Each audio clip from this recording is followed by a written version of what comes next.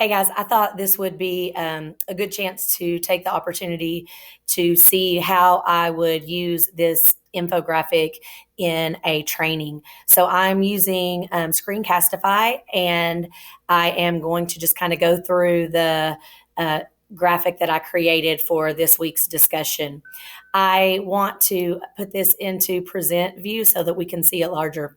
So in chapter 4 and the reading rope, that really stood out to me, and I thought that if I was going to do a training, what could I do? And the Canva website, I have not used that previously, but I was introduced to it in a training before we started school this year, and so I was interested to try. It was super user friendly.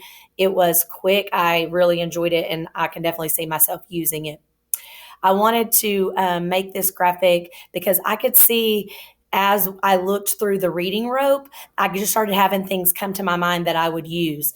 And I think that we do need to help students make those language connections if we want to see fluent readers. So the reading rope, it showed the image where you had the two separate chords, and at the top was the language comprehension, and then at the bottom you saw the word recognition, and putting those two things together helped build that rope that the students need.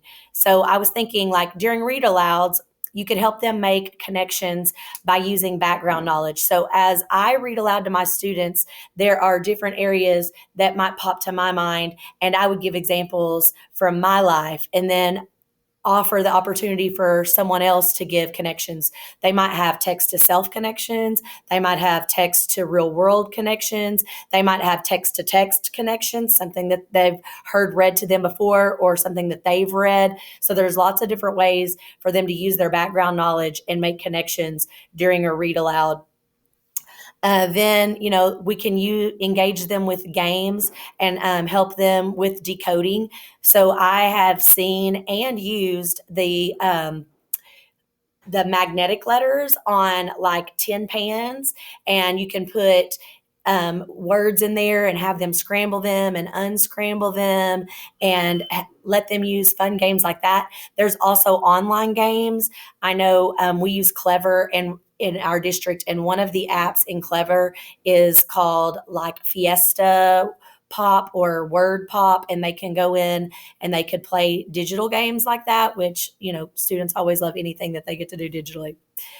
Another thing, utilizing songs for rhyming or spelling. I know I used a lot when I taught pre-K. RED, red, RED, red, that spells red, that spells red, RED, red, RED, red, that spells red. So there's lots of things like that that you can do to help make those connections.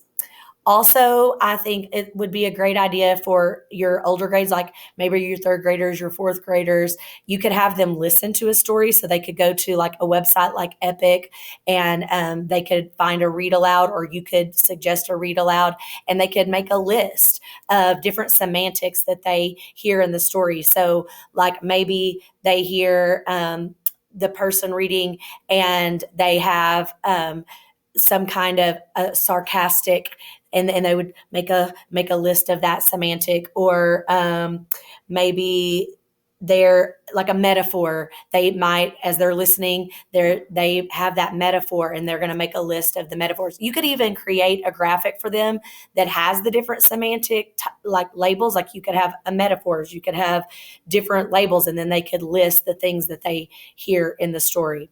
So I think there's lots of ways that we can help our students make those language connections. And I thought the reading rope graphic was great. It really gave me a visual to help me make connections to things that I could do in the future. So I hope this helps you as well.